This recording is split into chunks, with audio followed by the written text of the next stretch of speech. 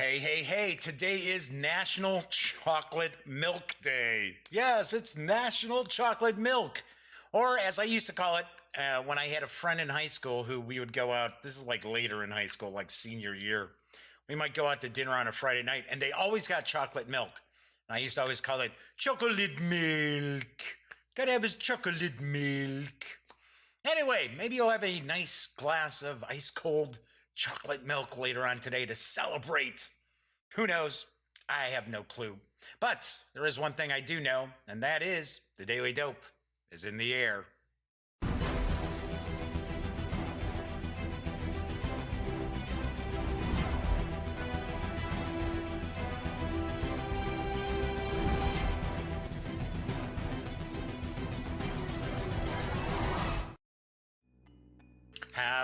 Howdy, gang. Yes, I'm Jeff McAleer back once again as your host here at the Daily Dope. All right, today is Thursday, September 27th, and Thursdays means RPGs. Love to talk about RPGs, share some RPG love, and do some reviews and first looks, things like that on Thursdays. Today, I'm going to review the second edition of Outbreak Undead's Survivor's Guide. So that's coming up in just a few moments. So I do want to point out this is a live stream. If you happen to be watching on YouTube at the moment, feel free to chime in, say hello if you have got a question or you want to find out something about Outbreak Undead Survivor's Guide as I'm flipping through it, talking about it in my review. Feel free and ask. Just chime on in. I will respond. There is no chat on screen. It's one of the ways I try to keep some of the stranger comments at bay. So anyway, that said, let's kind of move on into the news. And today I actually focused exclusively on role-playing game news. Thought that'd be kind of cool. Plus there was quite a bit out there. So the first one's actually some pretty big news because EN Publishing, or is it considered N Publishing? I never know. It's N-World. You know, N-World, the RPG site that's been around for a long time, that's awesome. Well, the publishing arm of the website has gathered some of the heaviest hitters in the role-playing game industry to take on the setting of a classic comic character by way of Kickstarter. And I've got the dope on Judge Dredd and the Worlds of 2000 AD role-playing game. Judge, Jury, Executioner. Play as a judge of Mega City 1 and Bust Perps, Sov Spies, and Mutant Raiders in this action-packed, standalone tabletop role-playing game, bringing to life the iconic characters and worlds found in the legendary British comic 2000 AD. This book is your introduction to Mega City 1 and your gateway to a line of supplements based on 2000 AD's many characters and settings. These books are brought to you by Darren Pierce, Doctor Who, Lone Wolf fame, Robert Schwalb, Dungeons & Dragons, and Warhammer Fantasy Roleplay fame. Although, strangely enough, I'm kind of surprised that they didn't include his work on Shadow of the Demon Lord. I mean, that is a super hot-selling, grimdark fantasy role-playing game. Kind of surprised they didn't give him the credit for that. Anyway, Andrew Peregrine from Doctor Who, Firefly, and Buffy the Vampire Slayer. Russ Morrissey, What's Old is New, which is actually an EN Publishing or N Publishing title, and Nick Robinson. The full-color 270-page hardcover Judge Dredd in the Worlds of 2000 AD core rulebook is going to be part of this Kickstarter, as well as the Robot Wars, which clocks in at 100 pages, the first in a series of softcover source books and adventures. There's also a sturdy two-sided cardboard 4-panel GM screen full of handy reference charts and tables. Plus, also included are beautiful cardstock tokens to represent your characters and their foes.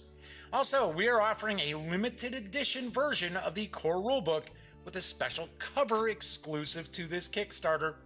This core book contains all the rules and setting information you need to play any character in Mega City 1. And is the core rulebook for the entire line of 2000 AD settings and worlds. Play a judge, civilian, or perp. Choose from humans, clones, robots, mutants, chimps, gorillas, and orangutans. Isn't it orangutans? I think it is. Or orangutans. I don't know. I'll be a monkey's uncle. Wield the iconic Lawgiver sidearm and ride the mighty Lawmaster motorcycle. Read about Megacity 1, as well as other worlds of 2000 AD. This rulebook contains everything you need to play in Megacity 1 and provides the core rules upon which many worlds of 2000 AD are based. There is a quick video. It's only about a minute or so long. It kind of previews some artwork at least. So let's take a peek.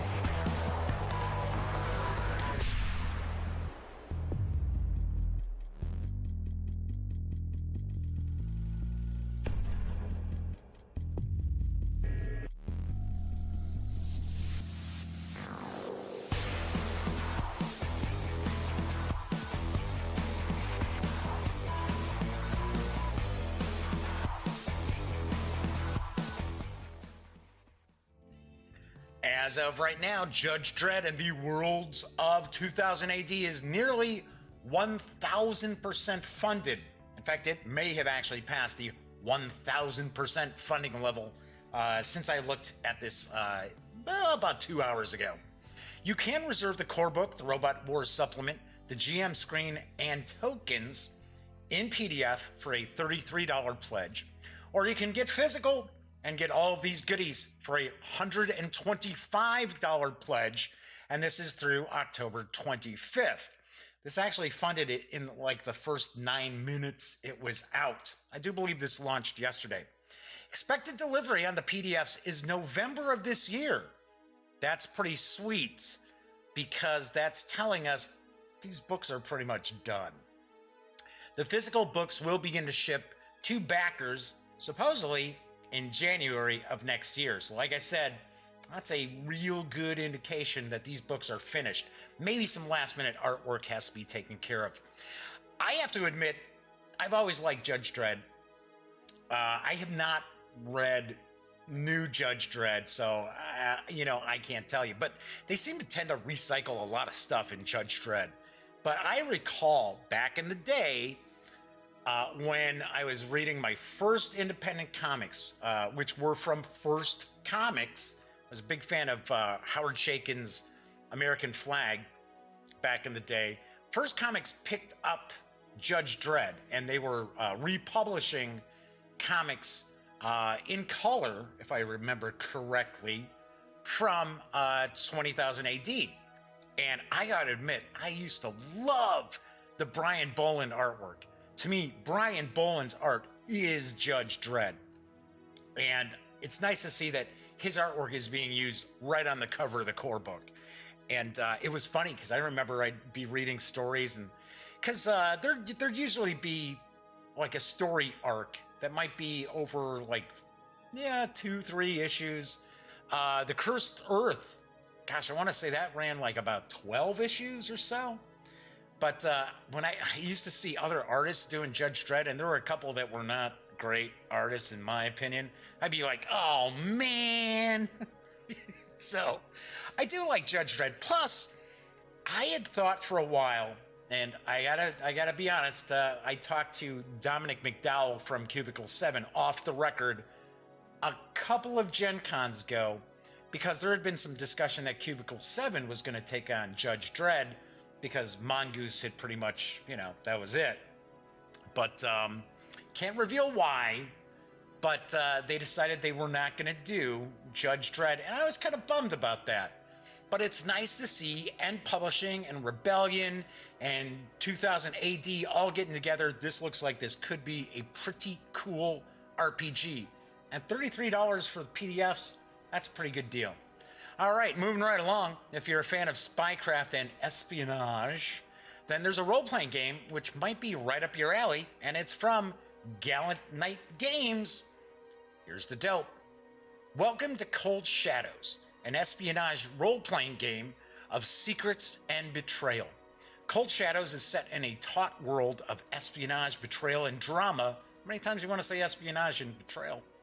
Inspired by the great spy stories of authors such as John le Carré and Robert Ludlum.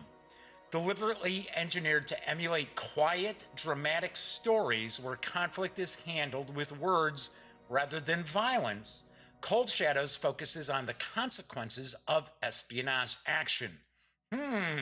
Little third man, or I should say the third man. Cold Shadows is a game where the rules are focused on telling a dynamic, personal and compelling story, utilizing new mechanics to measure the trust that agents have with each other, while providing mechanical applications to guide the dramatic stories that betrayal in the ranks can inspire. Little soldier, sailor, soldier, sailor, tailor, spy, wasn't it? Isn't that the John le Carré? No, soldier, sailor, tinker, spy. Man, sometimes the memory just fades on me. Agents all serve in the same division as high-ranking officers, working with and sometimes against each other to accomplish their goals. Using a player-first narrative system, stories of secret deals and unauthorized operations are commonplace here. Players will determine the outcome of their actions, rolling for the right to narrate the scenes and actions they participate in, rather than worrying about success and failure being outside of their control. Throughout this book, you'll find callouts and suggestions for adapting the game for different genres. When writing this book, our primary focus was on rules that supported suspenseful and dramatic tension over action, thriller, espionage, and other forms. With rules for single-player, GM-less, and standard troop play, Cold Shadows is an espionage RPG for all groups. Cold Shadows is also based on the excellent rule set by John Wick, laid out in Houses of the Blooded and Blood and Honor. Additionally, we've also leveraged material from Warner Wonderworks' wonderful expansion, A World of Dew. But, I do want to mention, Cold Shadows is a standalone game. You can get the 130-page PDF of Cold Shadows from DriveThruRPG for $15. Nice! Sweet! That sounds very interesting. Especially like GM-less, kind of like Fiasco-ish. I like Fiasco. I unfortunately never get a chance to actually sit down and play Fiasco, or like one of the play sets for Fiasco. But Gallant Knight Games is pretty cool. Gallant Knight Games is also the home for the Tiny D6 series of games. You may recall I reviewed Tiny Epic Dungeon. No, why do I say Tiny Epic? Tiny Dungeons, 2nd edition. I'm so Tiny Epic Zombies. Just reviewed that on Monday. That's why Tiny Epic keeps popping in my head. So yeah, this could be pretty neat. The thing is, I'm not positive, but I think the actual physical book, the physical 130-page book, which I think is softcover, is available. Because this PDF has been out on DriveThruRPG for a while. But I think if there is a physical book, it's probably right around $30. So just want to point that out. But the PDF is out. All right. Speaking of new stuff, Modiphius Entertainment has released the latest tale for Star Trek Adventures, and I've got the dope. Classic Star Trek mystery and adventure in the Arachnid Nebula. Captain's Log, Stardate 3629.2. We have received an emergency distress call sent by the laboratory ship Sirius. Is that Sirius XM? Reporting that it has suffered significant engine and power trauma. The results have left the ship crippled near the Arachnid Nebula, which it had been studying for several weeks. We are now en route to lend whatever aid we can to the ship and her crew. This standalone 21-page PDF adventure by Sean Gore for the Star Trek Adventures role-playing game has your Starfleet crew respond to a distress call in the Arachnid Nebula, set during the original series.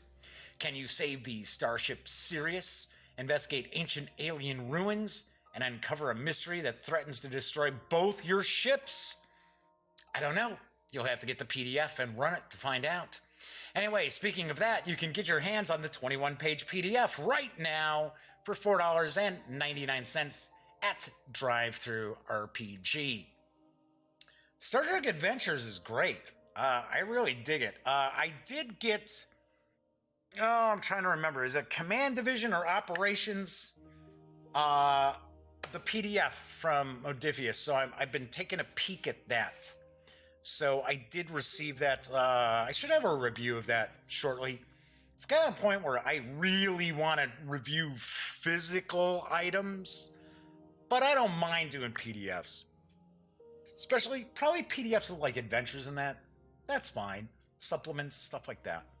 But like entire core books and that, I kind of feel, I feel I want to share, what the book looks like, right? But then again, sometimes I have to put together like 20 slides for a PDF. And it's kind of overkill. But anyway, all right, my final news piece. I always love seeing classic role-playing games and adventures from what is essentially the dawn of our hobby make their returns or at least get a re-release.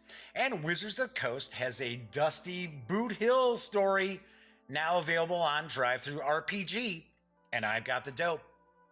Warning of the Citizens and Miners Committee to all horse thieves and card sharks, claim jumpers, bunco artists, banditos, and renegades.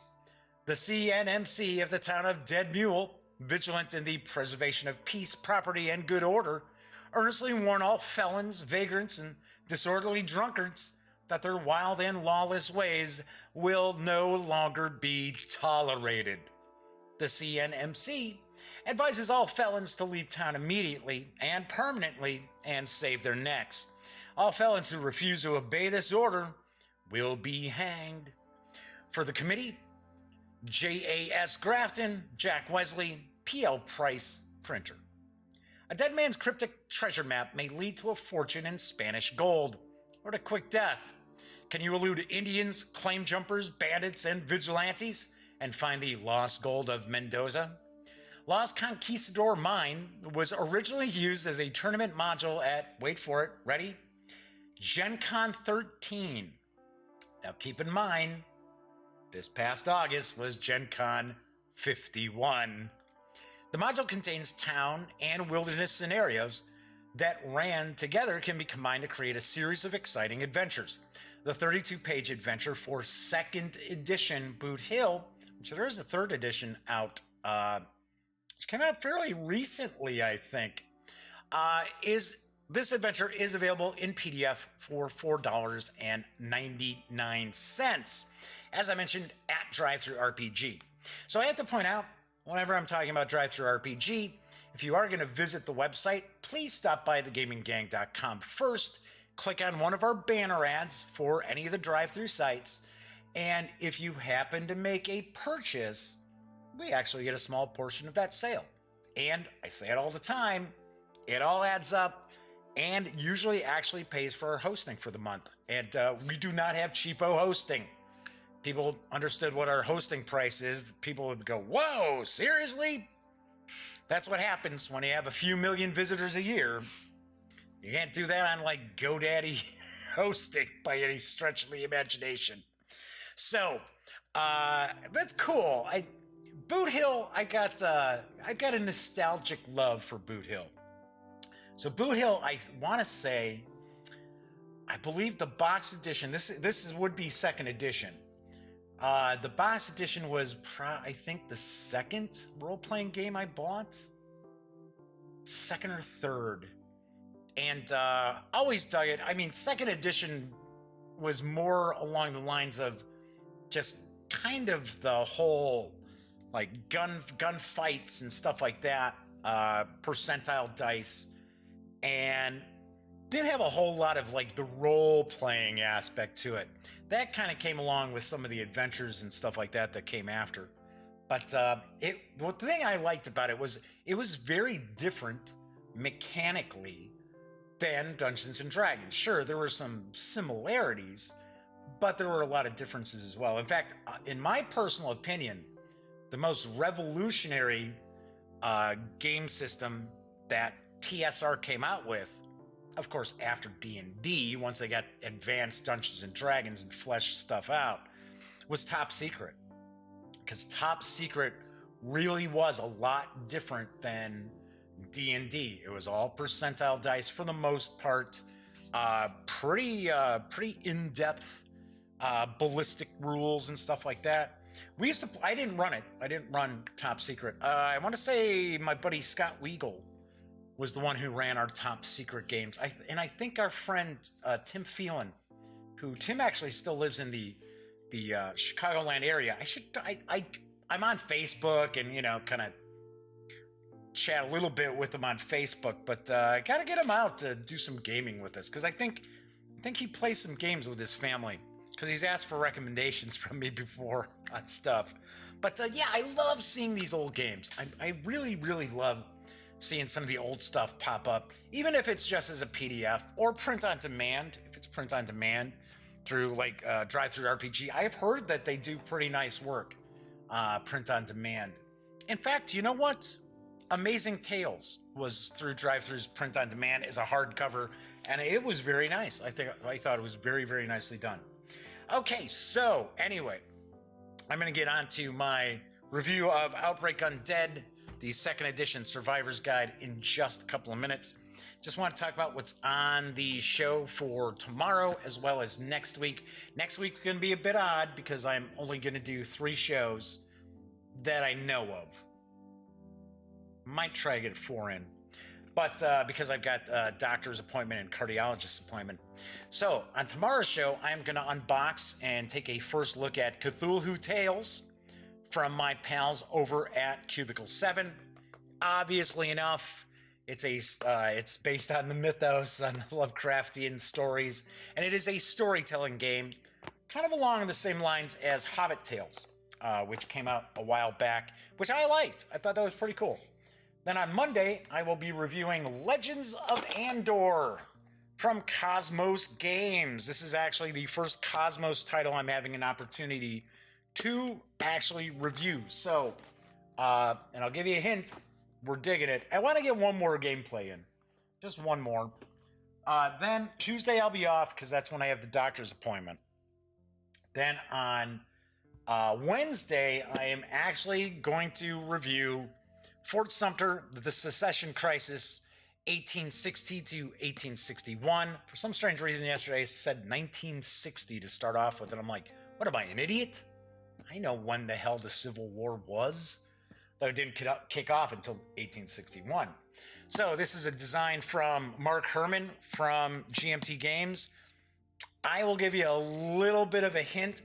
I like it, but I've seen people are losing their minds over this. And I don't get it. I don't understand why. It's a good game, but it is not some masterpiece. Some people are saying it's a masterpiece. And I don't get it. I don't understand.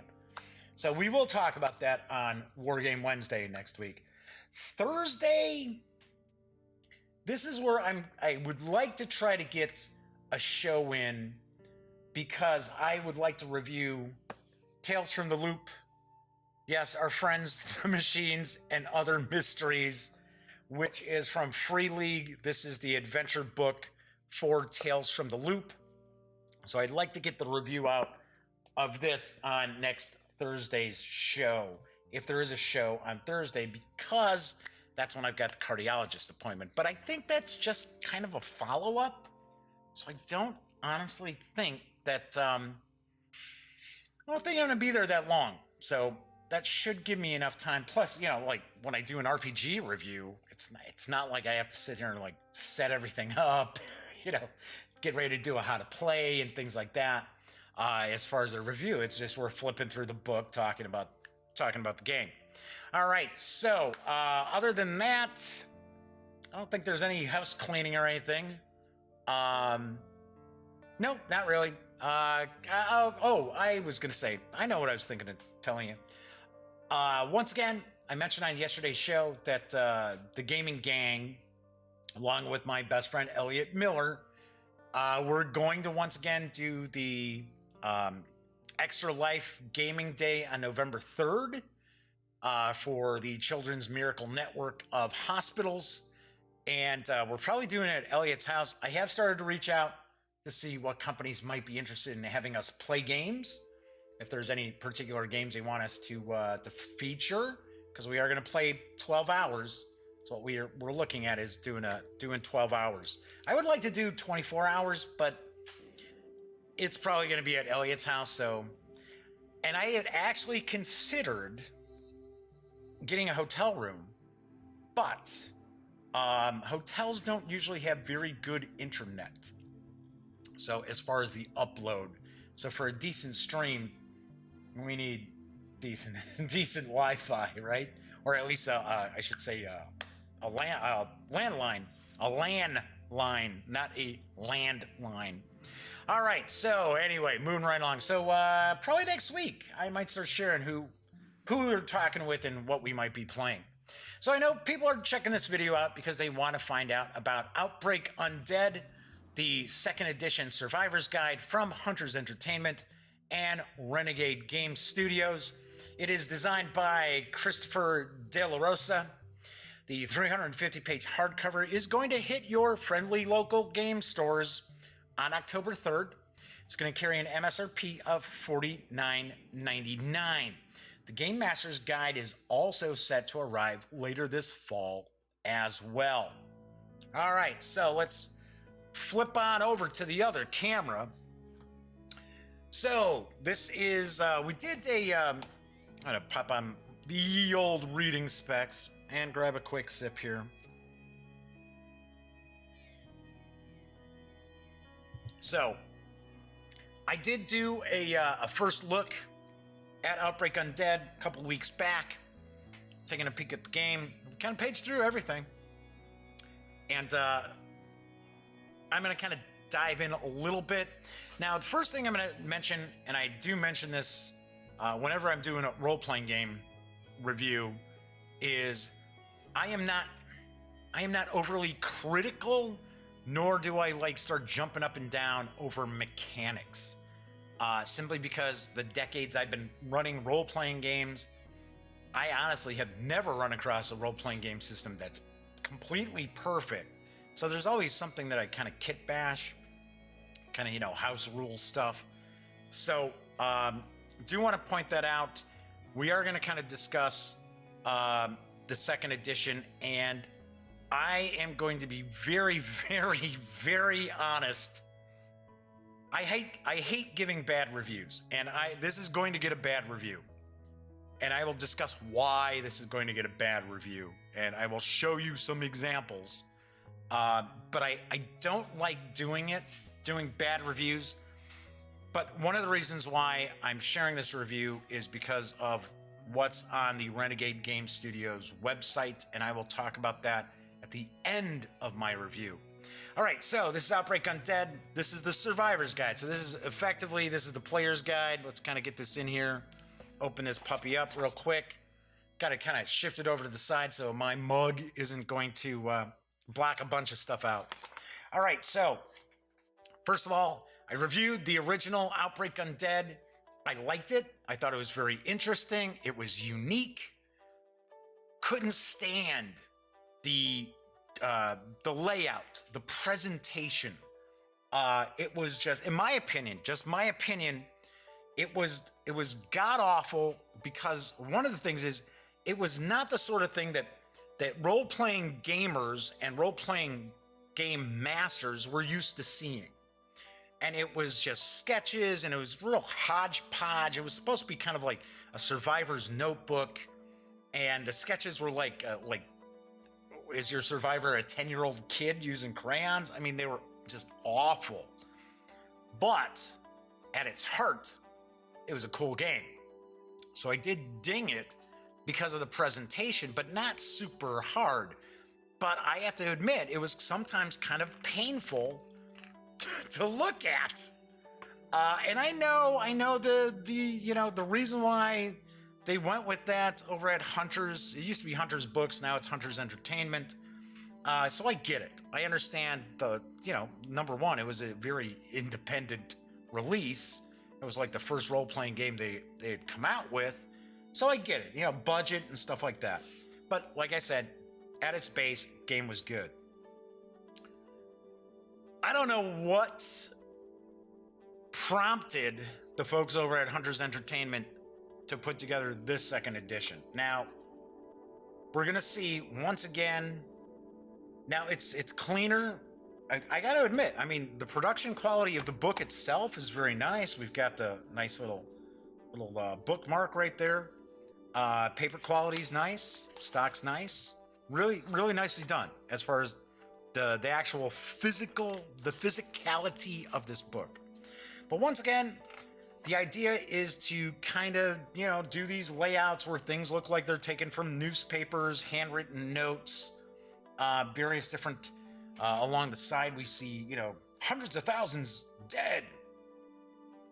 Or actually it's thousands dead and somebody has written in hundreds of, and it's kind of interesting. It's got an interesting look, but first thing I want to point out is it's not necessarily conducive to learning how this game operates or running the game. There are areas marked in green, yellow, and red throughout the book. The way the green is, it's supposed to be what they consider arcade, which is just kind of rules light. The yellow is more of an advanced game, and then red is kind of like if you want like really crunchy combat, and whereas one of the big selling points for Outbreak Undead before was that you could easily roleplay yourself, and would you survive the zombie apocalypse? Because the reality is, and I say it all the time when I talk about zombie games, is it's not an apocalypse if almost everybody survives. So the reality is, most of us, including me, in a zombie apocalypse are going to be Zed Chow. That's how it works. So anyway, but like the big selling point for Outbreak, the original Outbreak Undead, was the strongholds and the different missions and stuff like that. That's what I really thought was, hey, this is very cool. And it was going for reality. It was going for more simulation than most role-playing games normally will see. All right, so anyway, so we've got the green areas, so it's talking about what do you need to play, the dice overview. Then we go to the character sheet, and this is where things start popping up, where it's like, okay, what are these guys thinking? So this is the first page of the character sheet. So we've got the SPEW attributes, which SPEW is strength, perception, empathy, willpower. That's why it's SPEW, and these are percentile. So you can go through a whole process, going online, answering about 30 questions, and it will give you kind of your SPEW. Reality is, or you can just take 120 points and break them up between the four attributes. Reality is, I mean, going online and the questions are basically just, are you above average doing this? Are you average doing this? Are you below average doing this?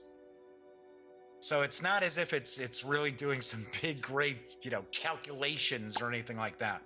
All right, so we start seeing, also we got all these different icons. I'm going to hold this book up a little bit. So first of all, on the character sheet, we see where it's got the attributes. Oops, I kind of blocked it off. Got some little icons there. Then we've got down here, we've got more icons, and it's like training value bonuses. We've got the different skill checks. So a little bit similar with the skill check areas as like basic role playing from Chaosium or Call of Cthulhu, obviously enough. I'm not saying it's the same thing, but it's, it's a D100. Another problem that this game starts to run into is you got all these different dice. We've got just straight D100 rolls, and we got dice pools. We got it just. Honestly, it's like they tried to throw everything in the kitchen sink Not everything but the kitchen sink, but everything and the kitchen sink into this game. All right, so then we get the second page of the character sheet. And we got triggered effects. You got the different traits, so that's fine. Then we got equipment. And then we got this equipment. It's all like, all this different stuff about equipment. The name, skill check, costs, the effect of having whatever the piece of equipment is. Because you can get bonuses to your rolls based on equipment as well. So then we get into a discussion here for a few pages about cards. I don't know if they're available yet. I don't know if this is something that's kind of game planned. But they're talking about, oh, hey, well, you know, we're going to have character cards. We're going to have formation cards, event cards, equipment cards. And it really seems like there's this big... It says, oh, yeah, these are completely optional. But it seems like there's kind of like a real focus on them trying to sell these cards. And it's sort of like, okay, I know what a backpack looks like, right? It's just like, do I really need this? But then it's got like the special stats for the game, which is another issue with this game, is there's like, it's like just more numbers and symbols all thrown on top of each other. And it's almost as if when they decided, the folks at Hunters decided, in Renegade Game Studios, I believe they've got an input in this, and I'll tell you why in just a few moments. But it's almost as if they were like, wow, you know, how much can we squeeze into this? And it's almost like they never actually sat back, looked at this book and said, hey, you know, players have to play this game. Game masters have to run this game. And there's nothing worse in a role-playing game than the players and or game master to be constantly flipping back and forth to different pages to find stuff. None of this stuff is intuitive. So here, for an example, like these loot cards, right? So these loot cards are going to have these different icons. Now, these icons are actually the same kind of icons that you're going to expect as far as actual... If you don't have the cards, you still need to understand this information. Then we got these icons here. I swear it's like, did somebody say, hey, we need to have more icons than NATO? I don't know. Injury cards. So for something that's very optional, they seem to spend a lot of time talking about it, talking about these cards. So I don't know. Then we got the character creation. As I mentioned before, you can go online, you can get your spew attributes, or you can simply save yourself a lot of hassle and simply assign your points. So here, talk about strength. And the reality is, this is not, it's not a 1 to 100 kind of thing, or 0 to 100. So for an example, a 46 is like your Olympian class strength. Like you're somebody who's going to sit there and be, lifting, weightlifting competitions, stuff like that. So you got perception, you got your empathy, your willpower. That's it. Those are the 4. Okay. Then you start looking at secondary stats. You got your health points, damage threshold, morale. So here's another issue I've got, right? So then we've got yellow, then we've got green. We got green once again, cargo, character motivations and history, abilities. Suddenly now we're in yellow. List of abilities. Here we go. Look at this. Like, okay, artistic, training values. Then you got this, 1 per tier. Basic first aid training. Okay, skill support, first aid, advancement rate 1 per tier. Training value. There we got a little icon, plus 1 per tier. This is stuff that people are supposed to like pick up on and understand and be able to like read through this book and understand all this stuff. And honestly, it's ridiculous. It really is. It's ridiculous. All right, moving right along. So these are different skills. So here's the other thing, right? So usually in a game book, if you're going to have different tiers of difficulty or challenge or sophistication, simulation, what have you, Normally, the way you're going to put together that book is you're going to have the basic rules. So, and this is not unusual for games that don't have like different tiers like this has. This has the 3 tiers. It's got the arcade, then it's got the more serious, then it's got more like the simulation, which I jokingly said to Ivan Van Norman at Gen Con. I said, "Oh yeah, for the militia members up in Michigan, because it's got all the all the crunch for the firearms and stuff like that." But normally you're going to have the book laid out where, okay, here are the basic concepts of the game. This is what you need to know to be able to run the game. These are your basic concepts. Once that's established, then you start moving into more advanced rules. That's what you'll normally see happen with a game that has 3 tiers of simulation level, whatever you want to consider it. Well, here, what they've done is, all right, so if it's for the basic game, we're going to mark it with green. Right there, like damage threshold, attribute bonuses, health points, cargo. But, yellow, morale. So in an arcade level, you're not going to use morale. You're not going to use character motivation and history. You're not going to use the abilities. And it's just everything's mixed together. So it's sort of like, okay, well, if I want to run a game where it's just going to be kind of rules light, I want a zombie experience to play and run with my friends and that. I don't want to get into the whole, well, what's the stopping power of a 22 caliber bullet fired by, you know what I mean.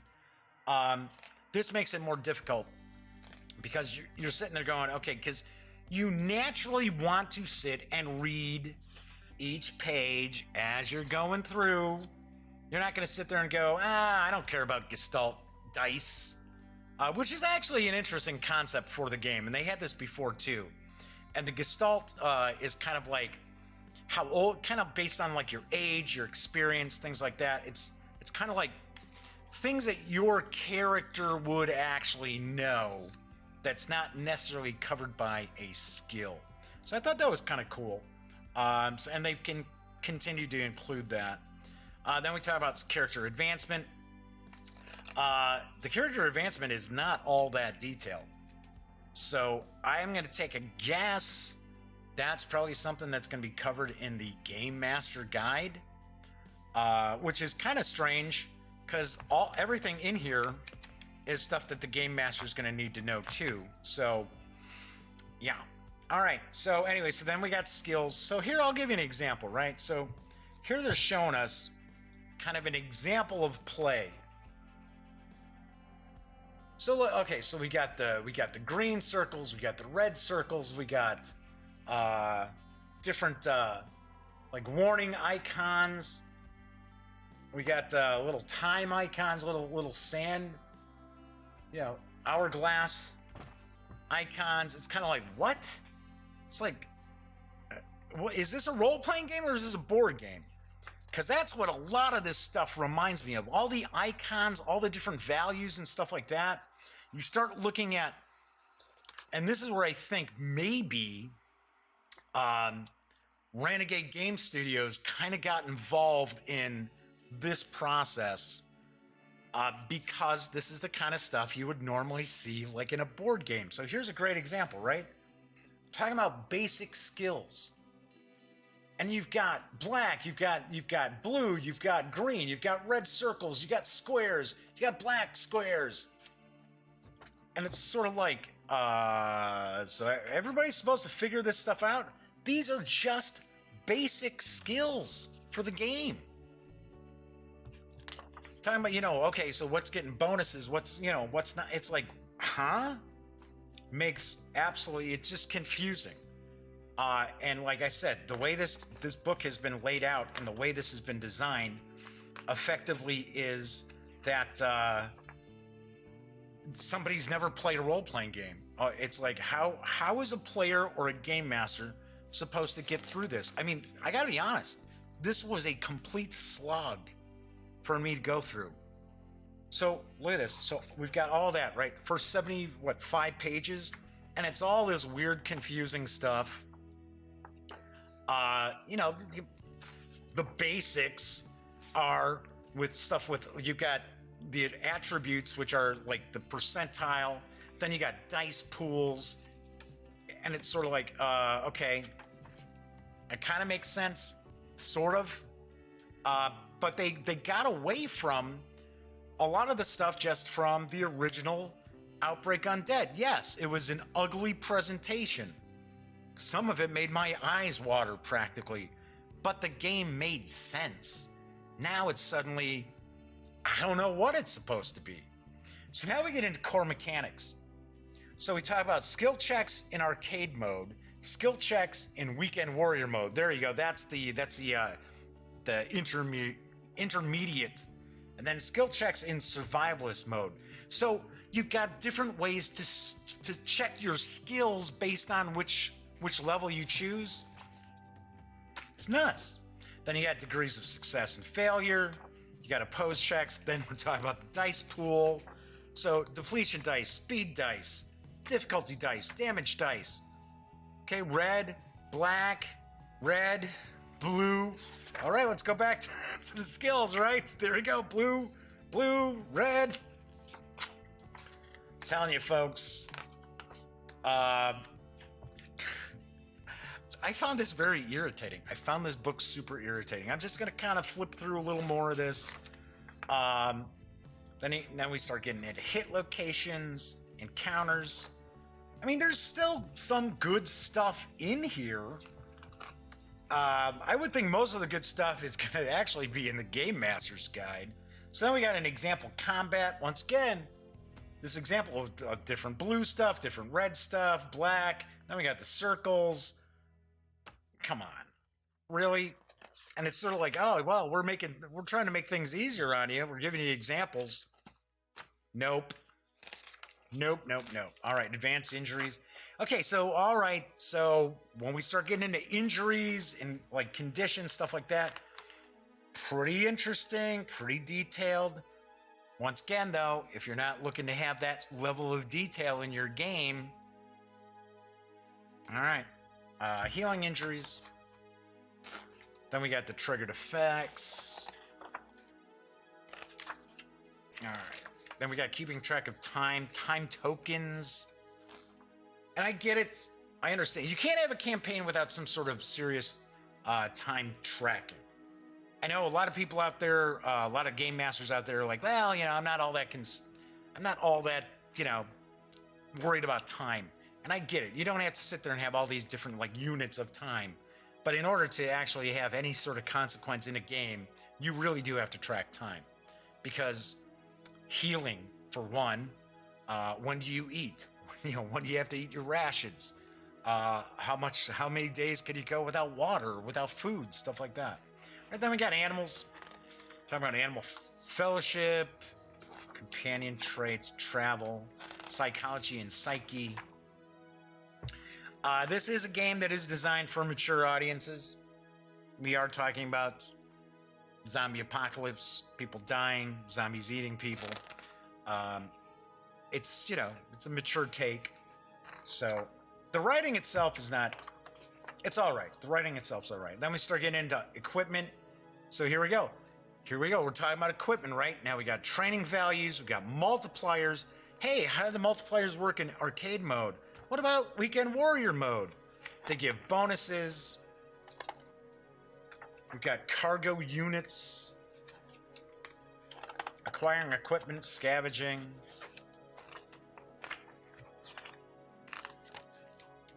Alright, so we've got a bunch of stuff about gear. Using up gear, breaking gear. Different kits. Alright, now here we go. So medical supplies. There we go. Got a bunch of the, here's this die here. You're going to use this die. Combat dice.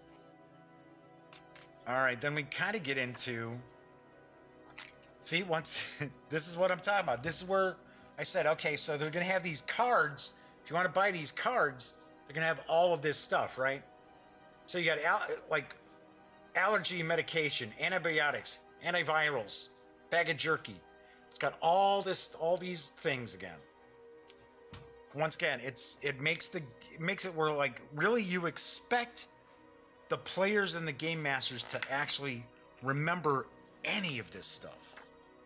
And I told you, the worst thing anybody can do when they're running a game is to constantly be flipping back and forth in a rule book or flipping in a PDF. Once again, we got tools, all the stuff.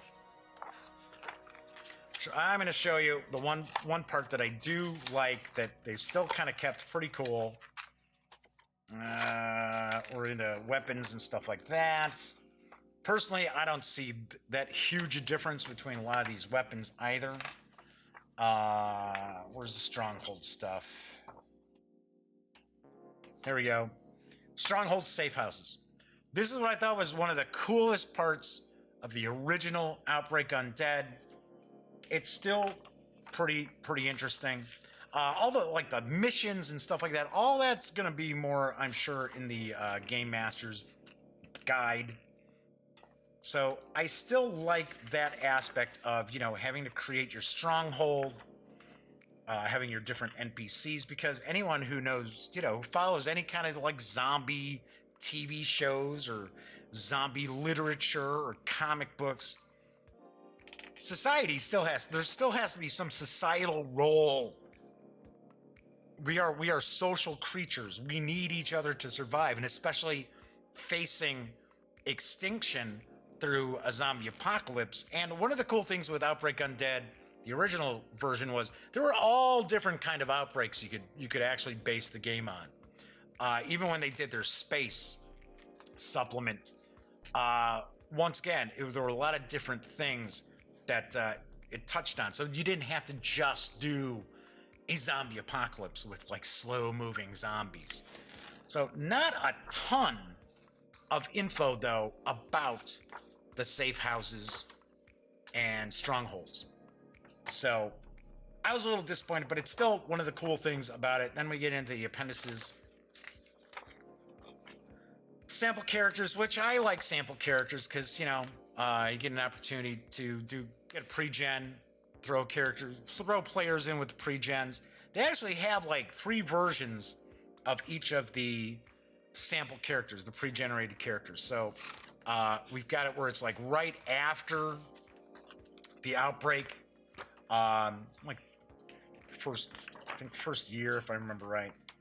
Then we get like a second version of them. There we go. There's Dora again. So this is after they've been out there surviving for a while. And then we get a third version of them. No, that was the third version. Sorry, I was on the third version of them. So, but interestingly enough, it only gives you the first page of their character sheet, not the second page. So, all right. So that is, as we take a peek through Outbreak Undead. So, I want to say, I think Renegade Game Studios got involved in the actual production, the design of this game. It's just an impression I get because there's so much stuff here that just makes me think of board games. When they, like, for an example, when they go into detail about these different cards like this, to me that looks like that's like a board game card, right? That's like a character card from a board game. These are like item cards from a board game. All of these different icons and stuff like that strikes me as very, very likely steeped in like board games, where when you're playing like a game where you've got various different cards that have different icons, it's not super difficult to remember what all the icons are. Now, granted, very rarely could I imagine you playing a game that's going to have all these different icons as well as different dice icons and stuff like that. I think that would drive you wild too. Just like this stuff here, right? So got the different items, different equipment, gear, I guess we'll say. Really, really smacks of either a board game or a role-playing game that is going to be very, very focused on selling cards to make playing the game easier. Or like for an example, D&D used to push cards left and right for every one of their adventures back in the day. This is like what, 4th edition. I think Pathfinder did this stuff too. And both companies kind of got away from it. So anyway, so I honestly think, now maybe I'm wrong. Maybe Chris De La Rosa decided, hey, he likes that whole kind of like feel of like board games, make it look like a 350-page board game rule book. I don't know, but this doesn't work. This does not work. Just the presentation, the layout itself. Sure, it looks a hell of a lot better than the original book, but this stuff doesn't work. These examples will help no one. I can't imagine anyone looking for a zombie apocalypse role-playing game, taking a peek at this book and saying, yeah, that's what I want to go with. I want to go with that.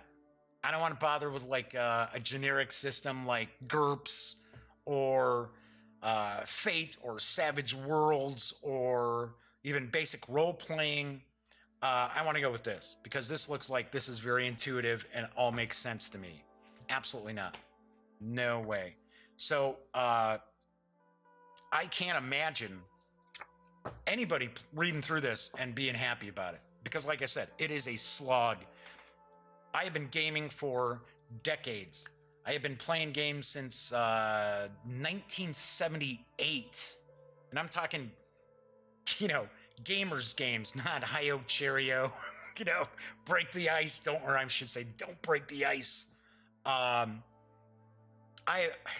very rarely have I seen something like this where it's like, man, I don't understand a ton of this stuff, and just the way it's presented. Absolutely. Now, if they had broken it up where, hey, this is the basic rule stuff. These are the arcade rules.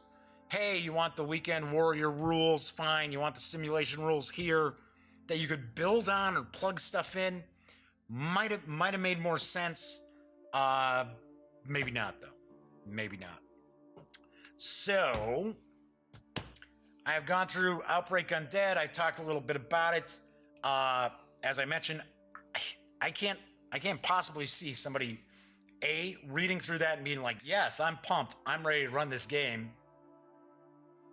And granted, when you're looking at a role-playing game for the first time, and there are unique concepts in this, so you gotta give hunters a little bit of credit for going outside the box, which they did on the original Outbreak Undead. But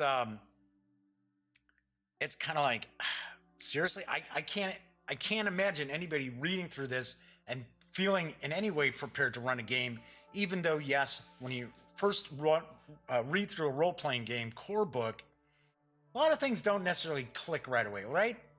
You got to read 5th edition D&D a couple of times. Got to read Pathfinder probably a couple more times in D&D before it all starts to click. Nothing's intuitive about this. So, I do want to point out, I mentioned, normally I would just say, nah, I'm not going to really give a review score or do a review on something that I really dislike. Because on a scale of 1 to 10, I would give Outbreak Undead a 4.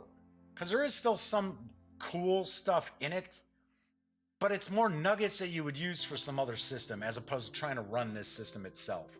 The actual physical book itself, the quality of the paper, really nice. Production quality as far as that, very nice. Still kind of a hodgepodge as far as the presentation, but it's still not as eye-searingly bad as the first edition.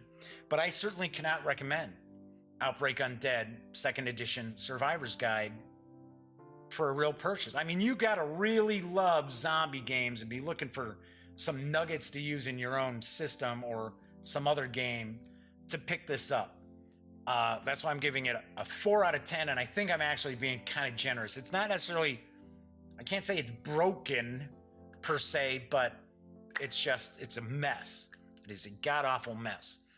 So, reason why I wanted to put this out there is because on Renegade Game Studios website, for the page for you to place your order, or to get more information and to place your order on Outbreak Undead 2nd Edition Survivor's Guide, they have 3 reviews. 3 review blurbs. First of all, those are not 2nd Edition reviews. Those are reviews from 1st Edition. The 1st Edition, which came out 8 years ago? 9 years ago? I know it came out not long after we launched the site. So, or right around the time that we launched the Gaming Gang. So I think 2010 is when it came out. Maybe 2011. That's when those reviews are for that edition. They're for 1st Edition. One of them that Renegade actually links to, I want to say it's the, I think it was hopelessgamer.com or thehopelessgamer.com, something like that. The website doesn't even exist anymore. You click on the link and it brings you to this domain is for sale. So I think it's very disingenuous that Renegade Game Studios is sharing these review blurbs. One of them is from Gnome Stew, which, if you know anything about role-playing games, you follow role-playing games, you know Gnome Stew is a pretty good website. They're not real shilly, right? It's a good website to go to get a lot of information about your role-playing games, stuff like that. It's like Endworld, right? Or RPG Net, right? Their blurb is from the 1st Edition, and like I said, I think it's very, very disingenuous for Renegade Game Studios to be showing these blurbs and not say it's for the 1st Edition. So potential buyers see these, because a lot of times people don't necessarily click on a link to go check out a review. And if memory serves me correctly, I think the only one that's actually linked is the one that goes to the website that doesn't exist anymore, where it's like, this domain is for sale. So that's why I wanted to make sure to get this review out there. I don't think there's a lot of reviews for this yet because it hasn't come out yet. And you know what? To be honest, Renegade Game Studios may say, well, you know what? That's it. We're never sending Jeff anything ever again. F Jeff. They could, maybe. Hunters Entertainment could say the same thing. Here's what I don't get. I don't get, how did Hunters Entertainment do such a really bang-up job on Kids on Bikes, which is just a sandboxy. I just reviewed it. Really liked it. Gave it a score over 9 out of 10.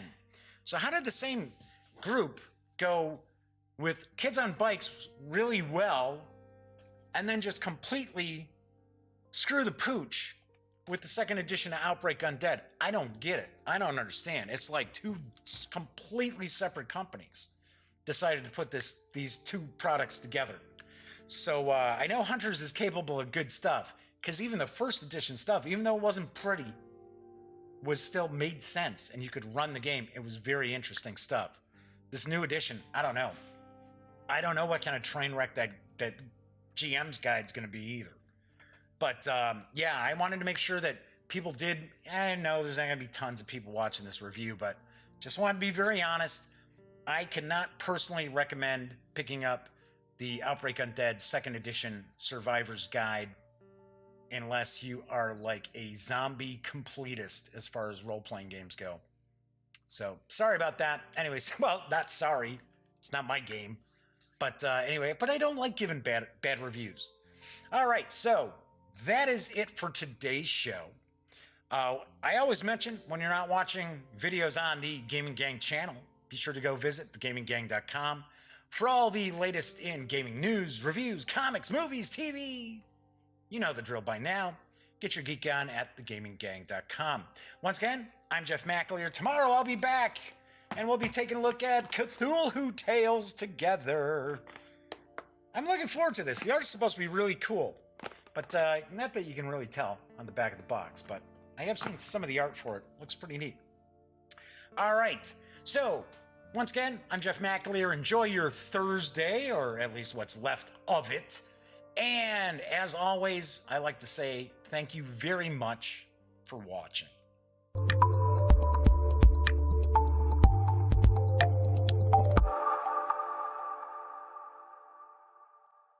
Thanks again for watching The Daily Dope, presented by The Gaming Gang. If you like this episode, be sure to give it a quick thumbs up. And if you dig the channel, please subscribe. If you'd like to check out our previous episode, click right here. And if you want to check out a somewhat randomly selected episode, give a click right down here. It'll be like opening a box of Cracker Jacks. You just don't know what you'll get. Once again, thanks for watching, and I'm Jeff McAleer.